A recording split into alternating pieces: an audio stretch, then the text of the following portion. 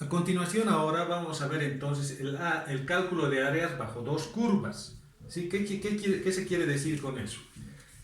Si nosotros tuviéramos, bueno, necesariamente debemos tener ahora dos curvas. Podríamos tener esta y igual a f de x, ¿sí? Y a continuación otra curva que sería igual a y igual a g de x, ¿de acuerdo? Entonces necesitaríamos nosotros calcular el área encerrada entre estas dos curvas, ¿sí? Eso es lo que queremos. Bien, para poder lograr eso, nosotros habíamos dicho que deberíamos utilizar un rectángulo, ¿no? Un rectángulo, una figura geométrica conocida, y acá tendríamos que calcular la diferencial de esta área del rectángulo. Y bueno, nosotros sabemos que este rectángulo tiene como componentes base por altura, pero necesariamente deberíamos nosotros llevar al lenguaje de diferenciales. En este caso, ahí tendríamos la base que sería igual al diferencial de x, y claro, tendríamos nosotros la altura que sería igual a y, así hemos dicho, ¿no es cierto?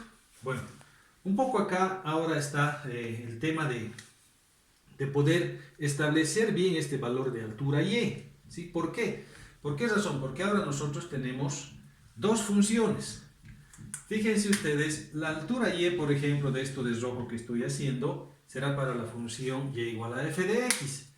Y la altura de esto que estoy remarcando con azul, será igual para la función y igual a g de x, ¿sí? Entonces, fíjense que en colores yo necesito lo que está de negro, ¿verdad?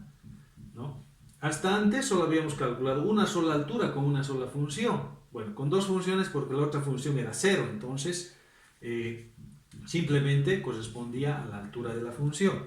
Ahora, gráficamente fíjense ustedes que yo necesito esto de negro. Si yo restara lo de rojo menos lo de azul, obtendría lo de negro, ¿verdad? Así de claro. En cualquier punto, esto se va a repetir en cualquier parte de esta superficie de la misma manera, ¿no? De la misma forma análoga. Por lo tanto, este valor de y para nosotros será una diferencia de las dos funciones, en este caso y2 menos y1, ¿sí?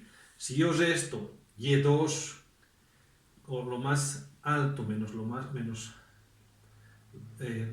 la altura más corta, tendré esta y que es la que me interesa. Ahora, ¿cuál será y2 y cuál será y1? Y2 será la que esté más alejada del eje, en este caso fíjense ustedes esta. Y1 la que esté más cerca del eje, y2 la que esté más alejada del eje, y y1 la que esté más cerca del eje. Con eso fíjense que habríamos nosotros encontrado este valor de altura. Nosotros partíamos, o podríamos decir que inicialmente teníamos esta, ¿no? Y diferencial de x, una sola altura. Verán que ahora esta fórmula va a cambiar un poco, es decir, va a crecer un poco, porque tendremos dos alturas, que va a ser igual a y2 menos y1 diferencial de x. Por una parte. Por otra parte, estos puntos de intersección de estas funciones corresponderán a los límites. Acá tendremos el límite inferior, que lo conocemos como a, y acá tendremos el límite superior, que lo conocemos como b.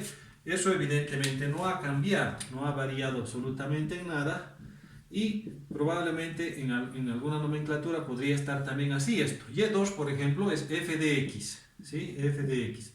Y y1, g de x, entonces menos g de x, así de esta manera, todo por diferencial de x. Recordemos que y2 menos y1 representa la altura de este rectángulo y la diferencial es la base.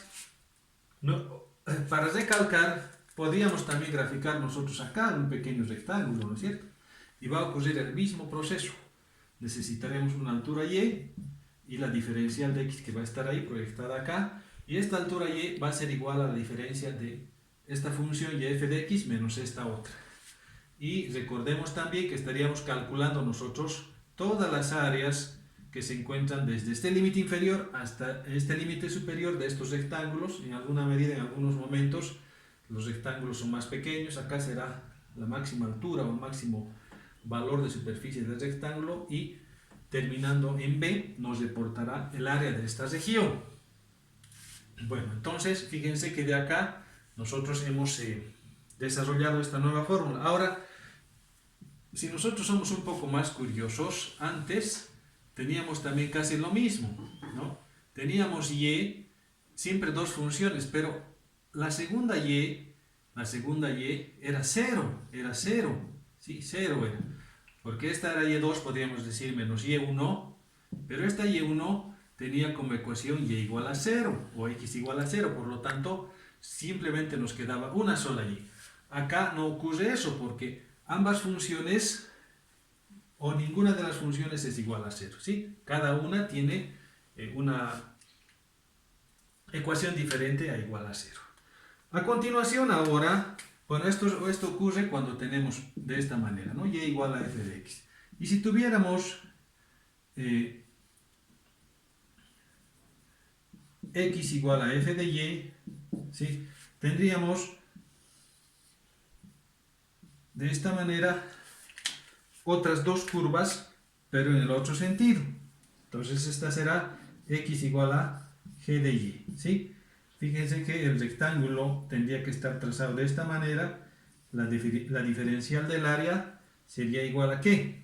Acá, a este lado estaría proyectado la base, que en este caso va a ser diferencial de y la altura sería esta x, ¿no es cierto? Así. Por otra parte, recordemos que los puntos de intersección de las dos funciones corresponderán a los límites. En este caso deben ser c y d, porque para este ejercicio vamos a utilizar las coordenadas y.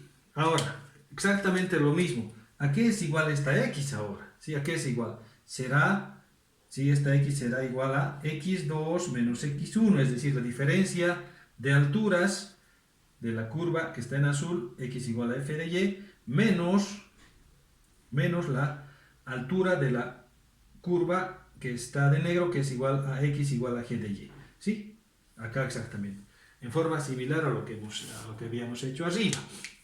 Ahora, también recordando, para este caso, teníamos de esta manera nuestra fórmula. Área igual integral desde c a d de x, diferencial de y. ¿Sí? Antes solamente tenían, bueno, siempre hemos tenido dos funciones, pero una era 0. Ahora ya no ocurre eso, entonces tendremos de esta manera. Y esta x que representa la altura, la vamos a denotar ahora, o a anotar más bien dicho, como x2 menos x1, diferencial de y. Si quieren, con otra nomenclatura, puede estar también de esta manera, ¿no? F de y menos g de y, todo por diferencial de x. Acá está el límite inferior, que es c. ¿De acuerdo? Un poco para terminar, si ustedes quieren, solamente son diferencias de alturas, ¿no?, que ocurren acá. Por lo tanto,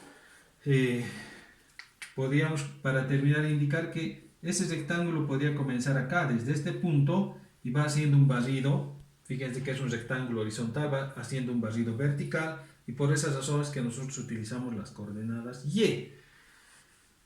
En este otro caso era al revés, el rectángulo está en forma vertical y hace un recorrido horizontal, por eso es que nosotros utilizamos las coordenadas x.